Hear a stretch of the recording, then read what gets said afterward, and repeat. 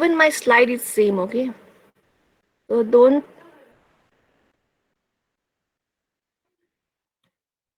get bored, okay? So HIV/AIDS is today's topic.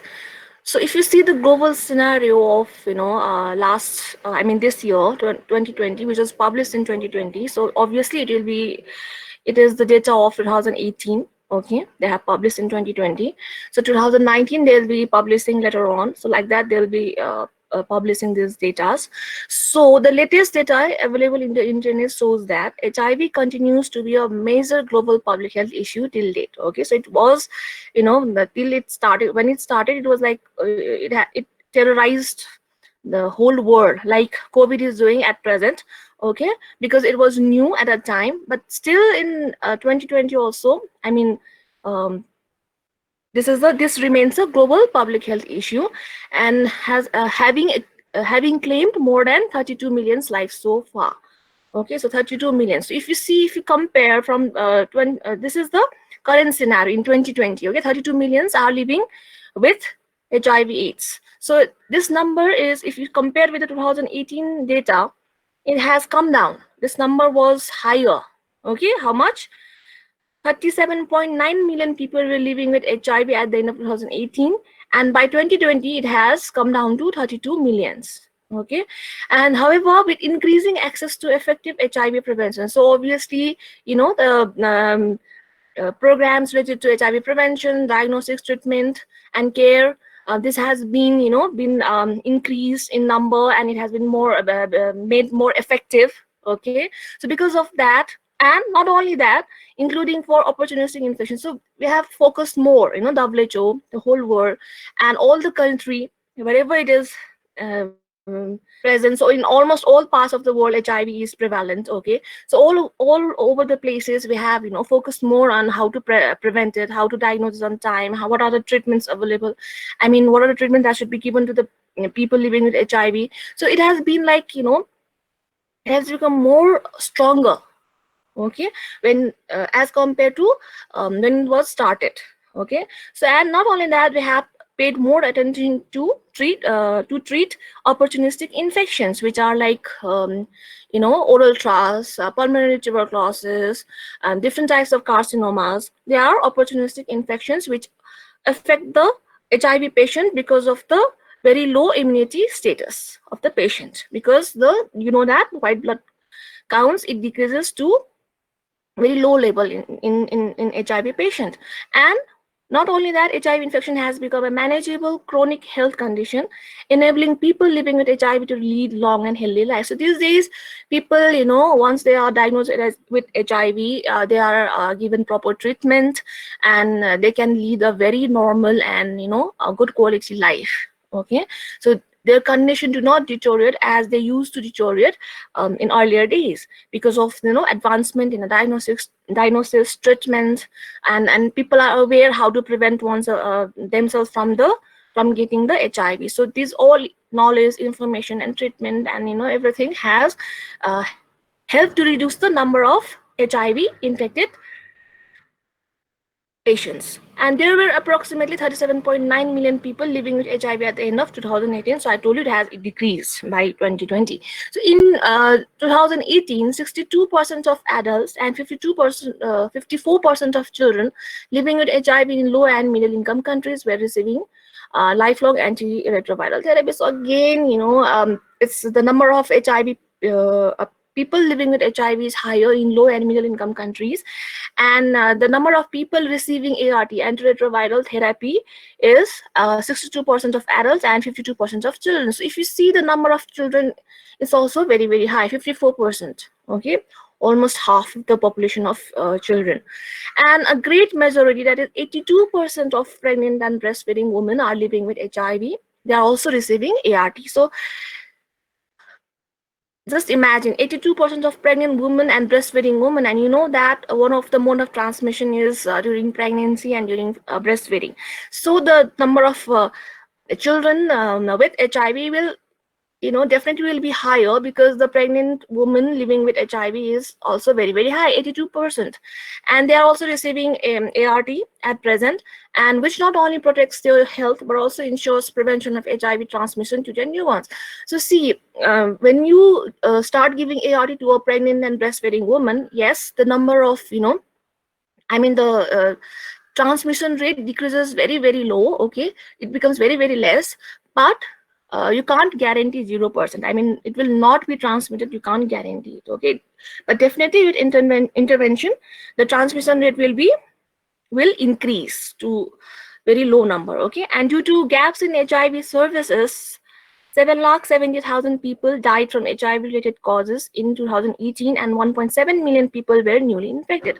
So, you know though every one of us is trying, and we are putting much of, we are working very hard to reduce this number, but still, due to gaps in HIV services, there are still, in poor countries, especially in developing countries like ours, and in African countries, where most of the people get affected because of the very low socioeconomic conditions. So still their HIV diagnosis center, treatment, drugs availability, access to the HIV, health center is very less in those certain places.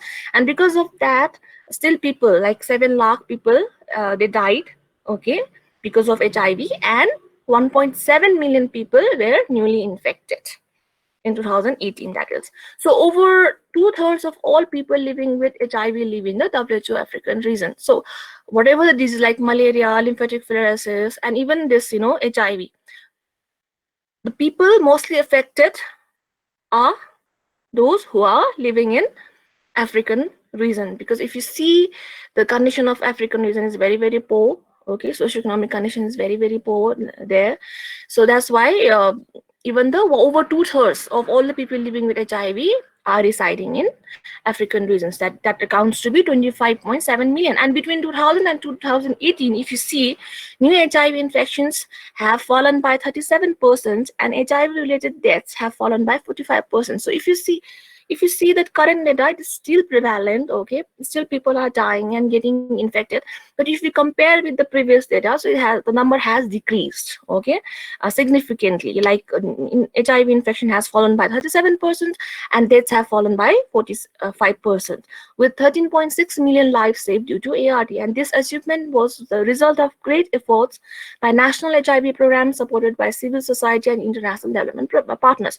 So when we talk about the national programs, you will know, how the government is working to control this HIV, how the international and national organizations are helping out, and even the social civil society, even the community people, how we are engaging them to control HIV/AIDS. So because of the joint effort, we have been able to decrease the number of deaths and infection by this many percentage. So now this will conclude our global scenario. Nepal scenario, the exact numbers I will tell you later on. Okay, I'll have to go through the annual report, and I'll just include it from there. So this is according to WHO UNAIDS. This I've already discussed in your third semester, that there are 3 types of epidemic. Okay, low level, concentrated, and generalized. This is given by WHO and UNAIDS. So low level means where HIV is there in the country, but it has affected only less than 5% of any defined subpopulation. So subpopulation means high risk group.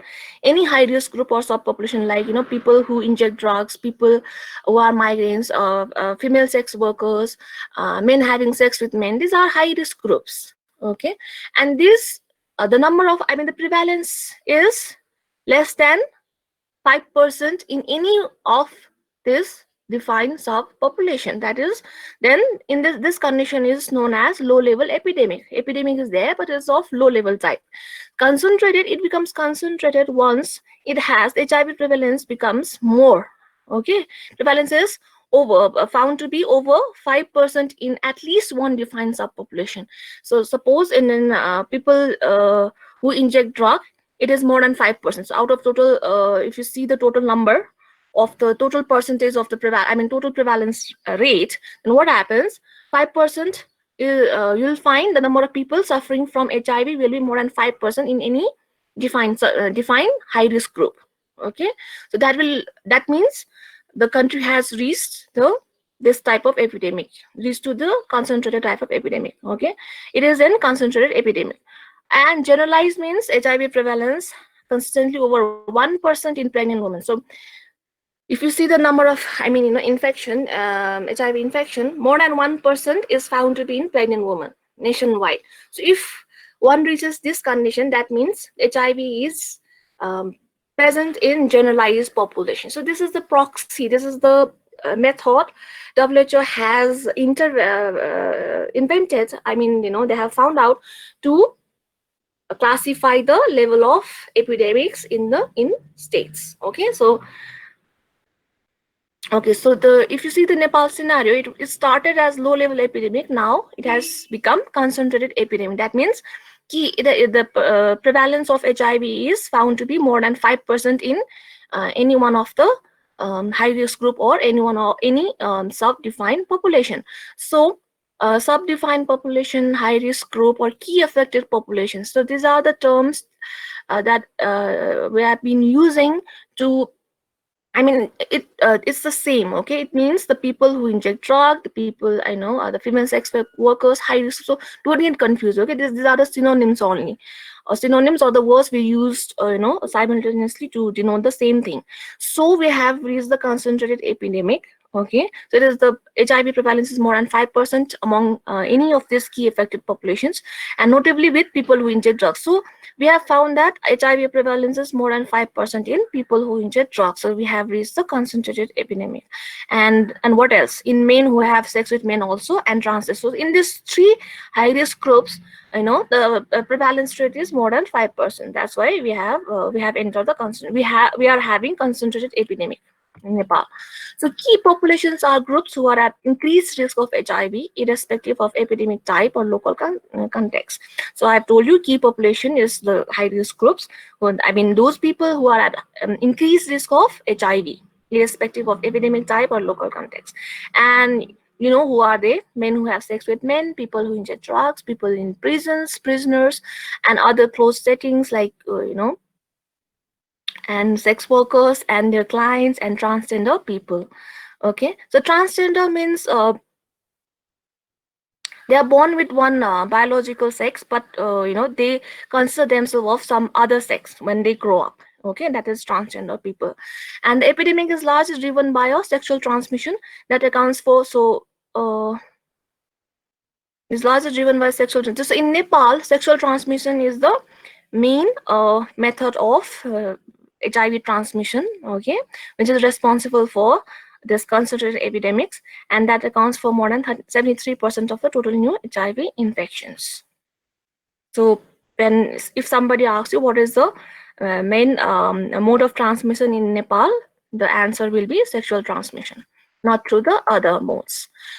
So talking about the epidemiological features, what is as and factors. HIV, like rightly you answered, it is human immunodeficiency virus. It's like one of the coronavirus, okay. But we know what is the HIV, what is its epidemiological features, what is its structure look like, and what are the drugs to control these diseases. So in corona, we are still studying it. We don't know like what drug will control that disease. But HIV, we have been we know this disease, and we know what are the drugs that could control this disease. But still we don't know. We don't have HIV vaccine till late. We don't have drug that will completely cure the patient. Okay, scientists are continuously working on it, but hopefully one day they will invent it.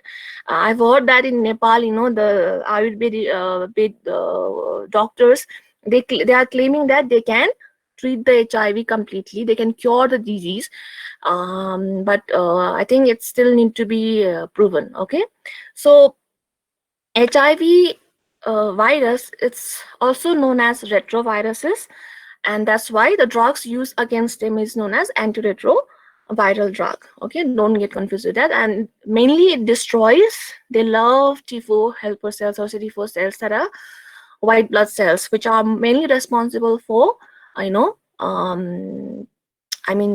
the one who fights against the foreign microorganisms, whatever the foreign bodies enters our body.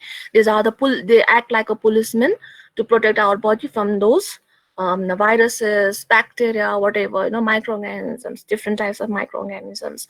And the HIV, they very they go and affect this T4 helper or CD4 cells, okay, and breaks down the body's immune system, and it makes us very, very weak.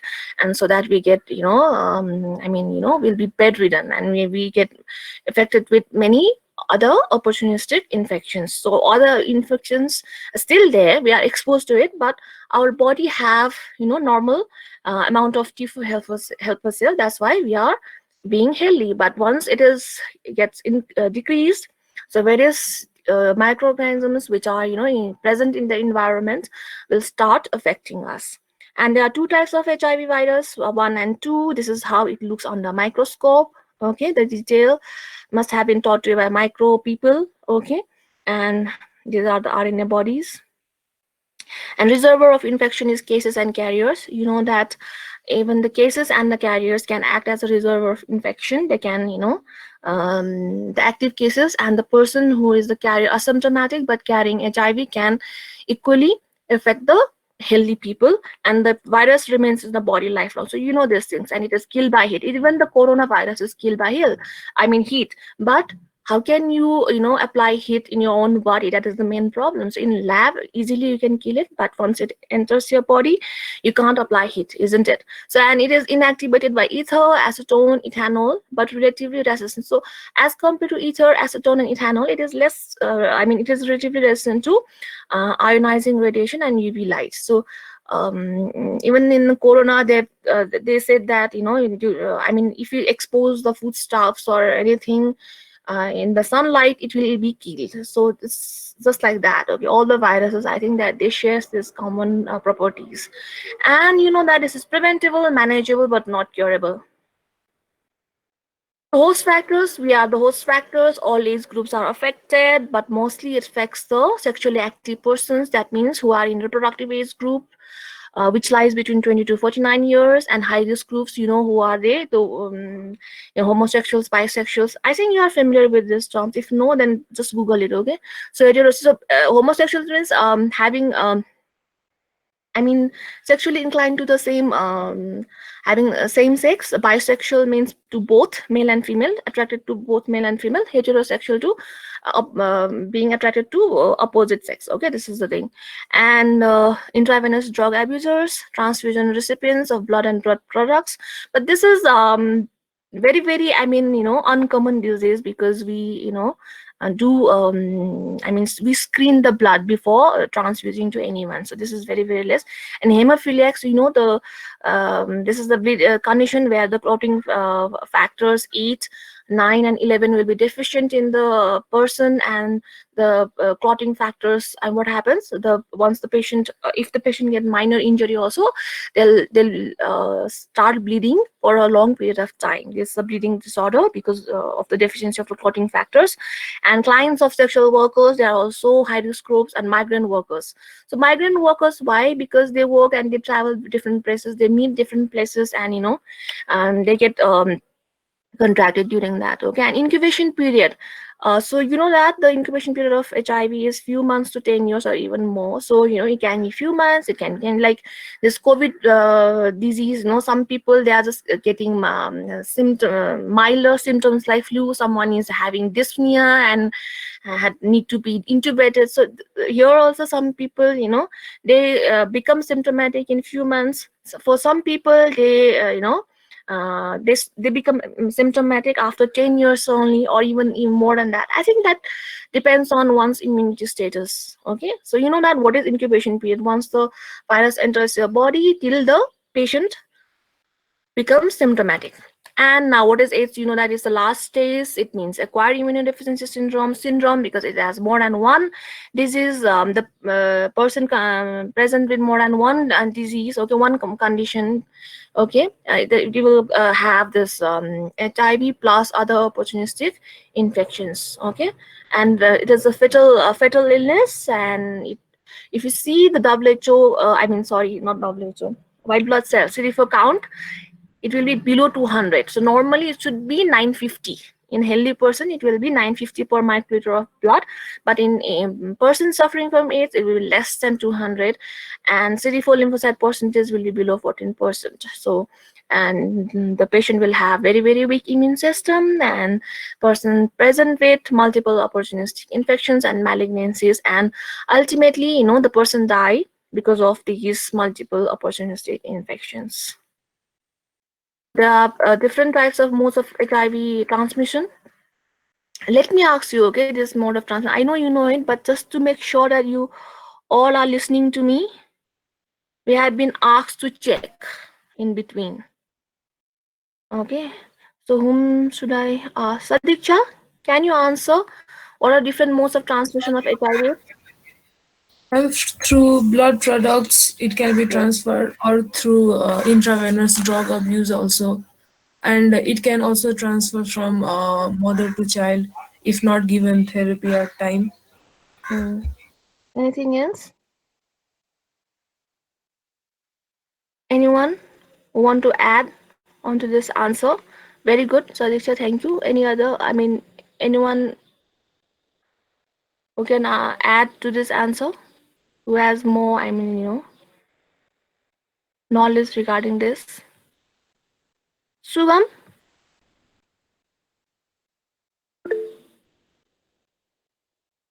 who answer this? Indra. Okay. I hope you are listening. Okay.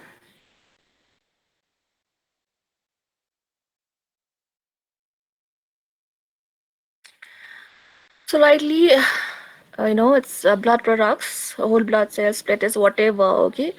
If person gets transfused with this, and the donor happen to harbor this HIV virus, then this will be transmitted. And blood transfusion, there is 95% chance of contracting HIV infection through blood transfusion, they said. So we have to be very, very careful.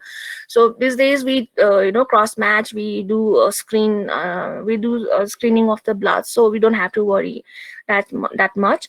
Even in emergency cases, we need to screen the blood. Okay, we can't say that it's emergency, so let's transfuse it. We can't take that risk, because there are 95% chances of contracting HIV infection through blood transfusion only, and through semen, through vaginal fluids. Okay, that is all the bodily fluids is responsible. Secondly, intravenous drug abuse, because they share the same needle. They pick one person uses it, and then the same needle is used by another person to prick the skin. Okay, that's the main reason. And unsterilized blades, so never share blades, okay, with anyone.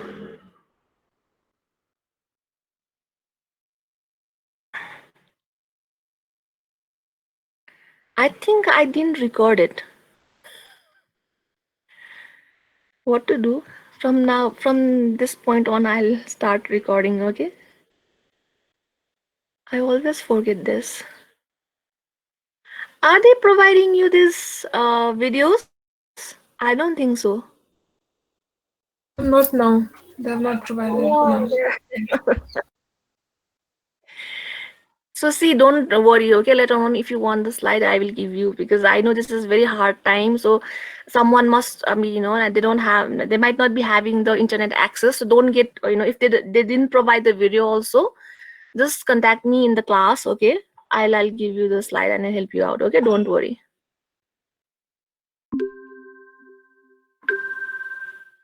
Okay. Sadiksha is the CR, right? Yes, ma'am. Please remind me, okay, later on to start recording. Okay, ma'am. Okay. Okay? Okay. Okay. Then comes through sexual intercourse, unprotected intercourse. That is, if barrier method is used, then it will not be transmitted. You know that very well.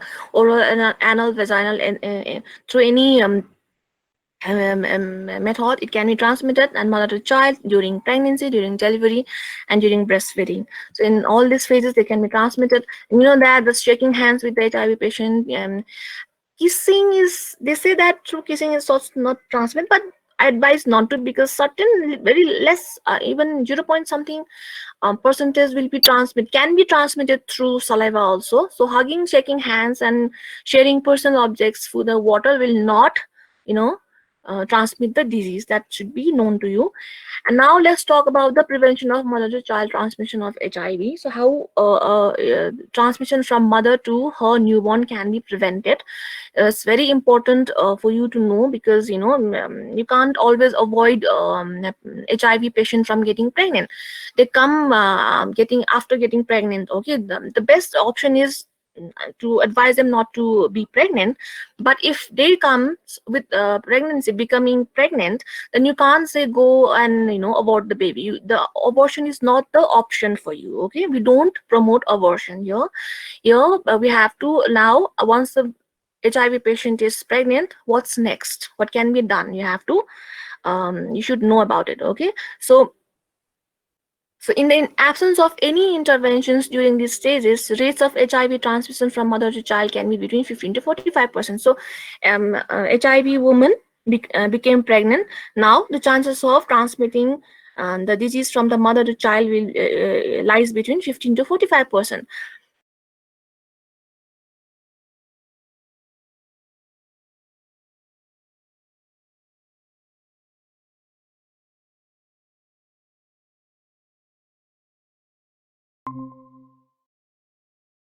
No child is born with HIV, and it is an essential step to ensuring an AIDS-free generation.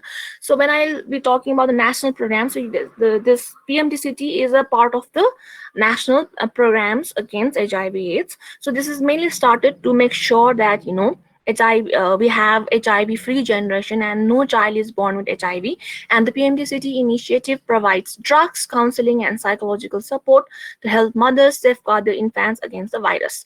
So this rate can be reduced to below 5%. So 15 to 45% chances is there for transmission. But if these interventions are applied, okay, then the rate of transmission will come down to less than 5%. Okay, so this effective treatments, what are the effective interventions during the pregnancy, labor and delivery and breastfeeding, and that you should be knowing about.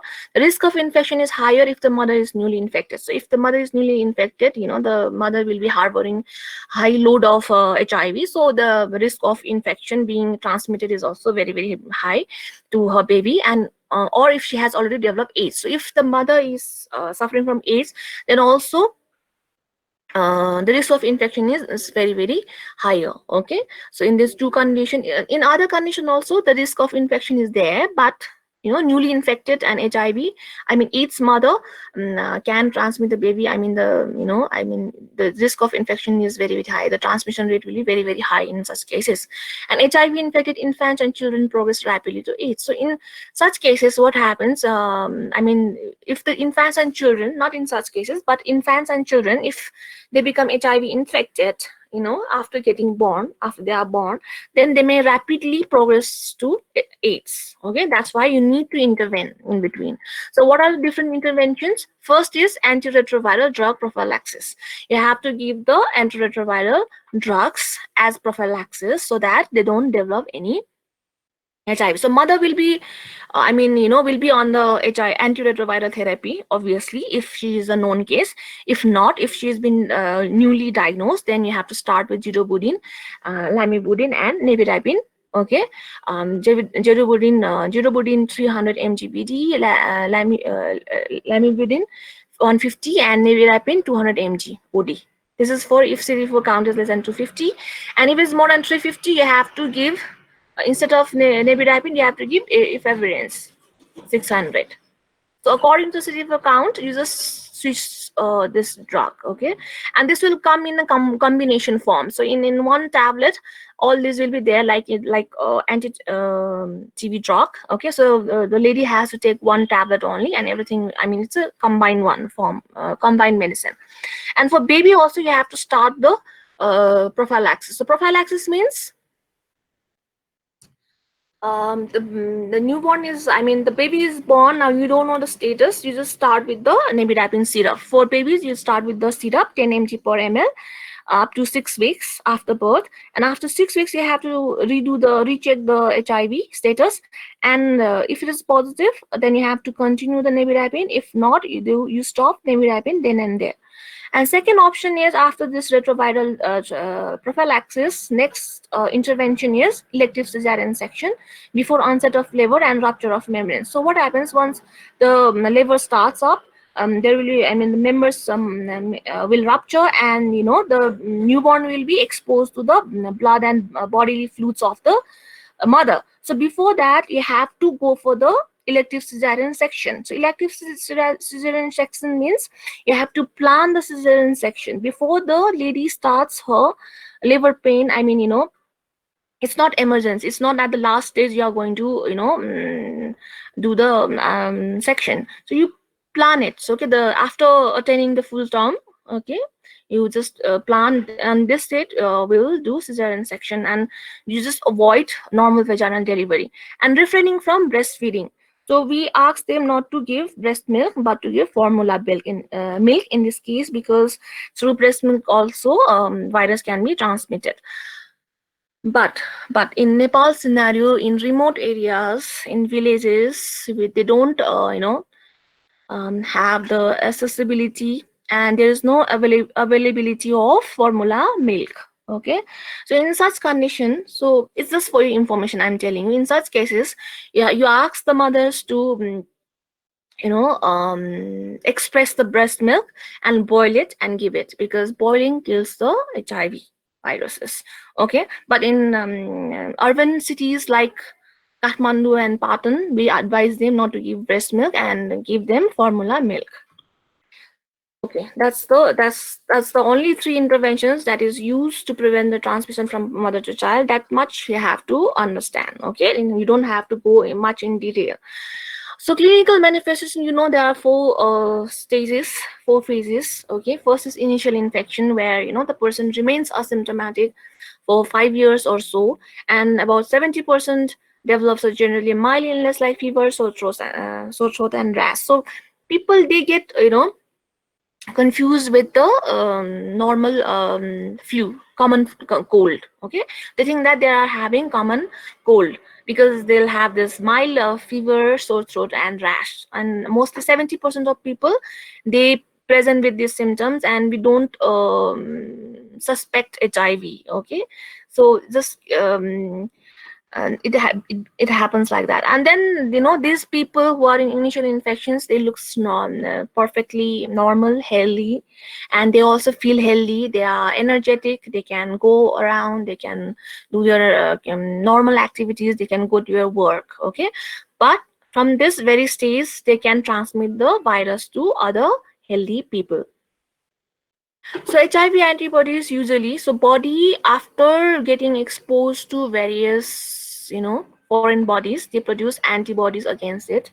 So it takes 2 to 12 weeks to produce antibodies by our body, okay, against HIV, okay, in our blood system. So 2 to 12 weeks, so mostly 3 months. Okay, the right answer is 3 months, 2 to 12 weeks, but mostly not less than 3 months. So it takes at least 3 months to 3 months to manufacture to produce antibodies by our body. And this period is known as window period. You know that very well, the period before the antibodies are produced. So once it is produced, now we can easily detect by blood test. So before that, before the production of the antibodies, we will not be able to detect by the blood test, and the person is highly person can highly infect other people. So that period is known as window period. And during this period, although the person is infectious due to high concentration of virus in the blood, she or he will test negative on the standard antibody blood test. And this is the main problem with HIV. Okay, but in case of corona also, we are facing the same thing. Asymptomatic people, they are also transmitting the disease, and so okay. So asymptomatic carrier stage is the second stage, where infected people start, after the production of antibodies, they enter the second stage. We can remember like that. So they have antibodies in your body, but they will not show any signs and symptoms except persistent generalized lymphadenopathy. More than 1 centimeter enlargement of the lymph nodes will be prevalent there. Persistent generalized lymphadenopathy, groin region, at cervical region. Okay, the lymph node will be enlarged. years, and the duration not clear. The person can remain in this stage for average 10 years. More than that or less than that could be. Okay. Then the third stage will be AIDS-related complex, where the person exhibit one or more of the following clinical signs, like unexplained diarrhea lasting. So this is called AIDS syndrome, when the person starts having persistent diarrhea, which lasts for more than a month without any specific reason. You do bacterial stool routine test, okay, routine examination, nothing will be seen, okay, but the person will be developing, I mean, will be having diarrhea persistently over a month. The person will complain of fatigue, malaise. There will be loss of body weight, which is significant, which is that means that the body weight loss is more than 10%. The person will have fever, night sweats, and the person will, along with these features, the person may present with milder OI, opportunistic infection, like oral thrush, generalized lymphadenopathy, or enlarged spleen. So that means if the person present with this one or more of these clinical signs, the patient has developed AIDS-related complex. Okay, and last case is obviously the person will have present with tuberculosis, pulmonary tuberculosis, various carcinomas, like Kaposi sarcoma is the one which is commonly seen at the early stage. Okay, and sarcoma, lymphomas. Okay, so this will be present in the person, and because of the uncontrolled, untreatable infection, person will die. So opportunistic infections associated with AIDS. So if CD4 count is less than 500, the person will have this kind of, will contract these opportunistic infections, which are bacterial infections, tuberculosis, herpes simplex, herpes zoster, vaginal candidiasis, Ehrlichioplakia, Kaposi sarcoma. If CD4 is further less than this, that is less than 200, then the person will develop pneumocystic carini pneumonia. So the pneumonia, which is caused in HIV, is pneumocystic carini. This is the name of the bacteria which causes pneumonia in HIV patient. That's why it's known as pneumocystic carini pneumonia. And toxoplasmosis, cryptococcosis, these are all the fungal infections, non-Hodgkin's lymphoma, cryptosporiosis. And if CD4 falls down further and reaches less than 50, that is 40, 45 per microliter, then the person will contract very severe, serious opportunistic infections like disseminated Mycobacterium avium, complex infection, histoplasmosis, cytomegalovirus retinitis. So it affects retina, it affects, the person will have CNS lymphoma. Lymphoma is a type of, cancer which is present in the which affects the brain. Okay, so these things, HIV, dementia, progressive multifocal leukoencephalopathy. So these are the at very severe condition it appears. See, I was talking about the HIV syndromes. HIV syndrome consists of three signs. One is unexplained persistent diarrhea, another is unexplained persistent what is that, Fever, body loss fever, of weight body loss. and fever. These three things comprises of HIV syndrome. Okay, very good. So diagnosis of AIDS, that clinically you can diagnose signs and symptoms. If you are posted in PSC where there is no lab facilities, then just looking at the clinical signs and symptoms, you can diagnose it.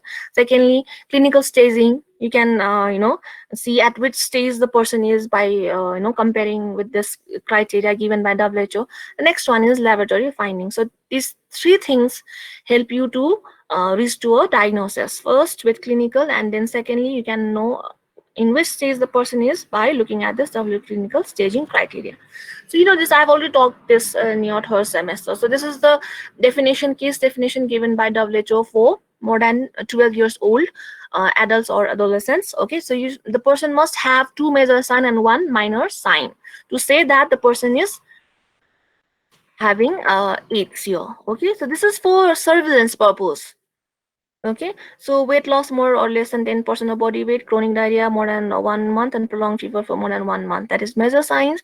That should have 2 of these 3, and in minor signs, they should have 1, at least 1. Okay, persistent cough for more than 1 month, generalized pruritic dermatitis. So these are OIs, opportunistic infections. Okay, because this is the case definition of AIDS. Okay, and for children, two major signs and two minor signs should be present to say that the child is suffering from AIDS. Okay, everything is similar, like just like in case of adults. Okay, so this is all again given in book. You know that in clinical stage, it's like initial infection. So the in clinical feature, it's similar. The clinical state, the features given in the clinical features and clinical manifestation that I talked just I mean previous to the slides, and this clinical stage, if you see the signs and symptoms, clinical features are quite similar. Okay, so don't get confused with that. This is the standard which is given by WHO, and the previous one is the clinical features, like how the person will present with in the initial phase when they'll have AIDS complex and how the AIDS patient comes. And this is a clinical proper staging like you have in the gynae ops, staging of ovarian cancer and all. Okay, so in clinical stage 1, the person will be asymptomatic, and the only sign that will be present will be generalized persistent generalized lymphadenopathy. Clinical stage 2, when the person has body weight loss, weight loss, but it will be less than 10%. This is the very significant, which I always give you in the PBQ. In clinical stage, this body loss will be more than 10%. And here the OIs will be milder, like herpes zoster, recurrent respiratory tract infection, otitis media, pharyngitis, angular cheilitis, and what else? Oral ulcerations, pleuritic eruptions, seborrheic dermatitis, fungal nail infection, milder fungal on viral infections or bacterial infections. Clinical stage C, more severe as compared to clinical stage 2, like the person will present with HIV AIDS syndrome, that is unexplained severe weight loss, chronic diarrhea, and unexplained persistent fever here. Along with that, they have severe, moderately severe, let's say, OIs like persistent oral candidiasis, hairy leukoplakia, where they have white lines in the tongue. Okay, pulmonary TB. So pulmonary TB in clinical stage, in clinical stage 4, they will present with extra pulmonary TB. Okay, and severe bacterial infection like pneumonia, empyema, pyomyositis, and what else? Bone joint infection, acute necrosis, ulcerative stomatitis, and unexplained anemia. Clinical stage 4, HIV wasting syndrome plus pneumocystic pneumonia. Then what else? Extra pulmonary TB will be there. Esophageal candidiasis. Candidiasis will not be confined to the oral cavity here. It will start affecting the esophageal also. Esophagia also. Okay, esophagus. And Kaposi sarcoma will be there, and HIV encephalopathy.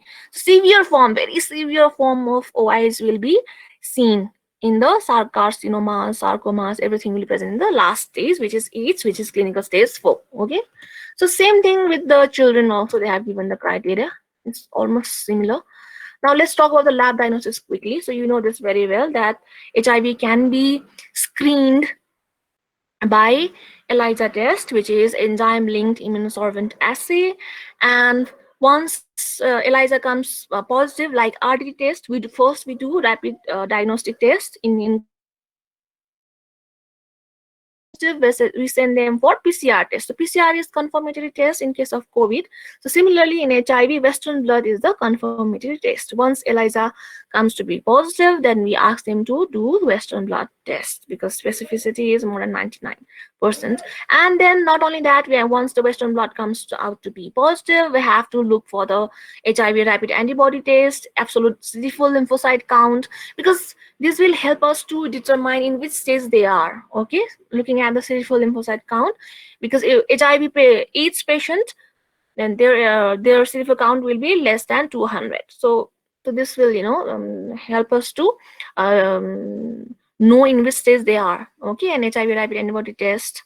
Okay, and HIV viral load test, how much, if we start antiretroviral therapy, then if the drug is adequate amount of drug should be given to certain people. Okay, and the HIV people, if the drug is not appropriate, not sufficient, the dose is not sufficient, or the drug regimen given is not effective in a person, this HIV viral load will not decrease. It will just remain like that. It will not decrease from the initial. It will be the same as in the initial phase of infection.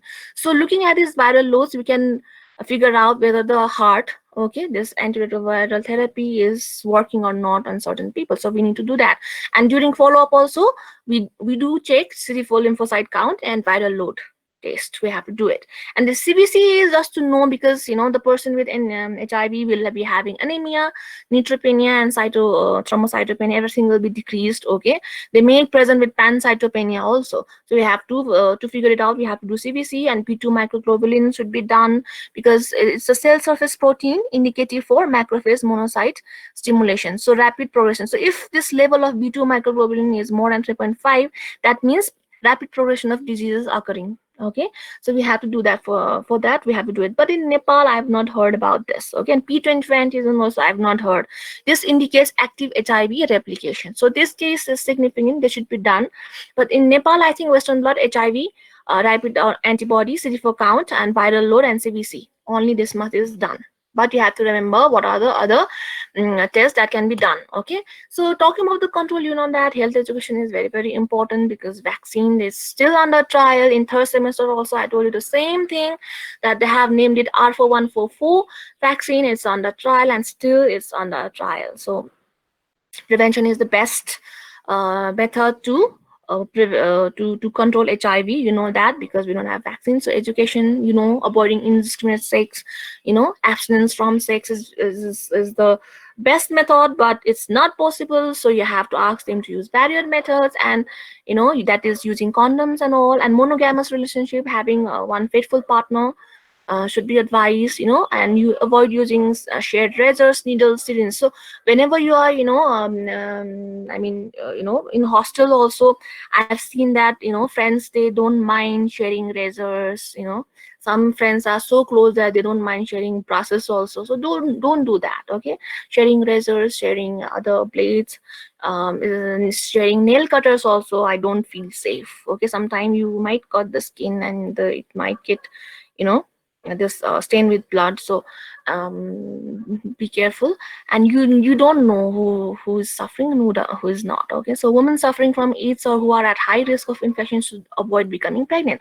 So mostly in exam time, when the PBQ comes, that if that the pregnant woman was diagnosed with HIV, so what are the advices that should be given? You write abortion. So abortion is not the option. First and foremost, you should advise her not to get pregnant, and if she is pregnant, though, these are the you have to advise her according to PMTCT.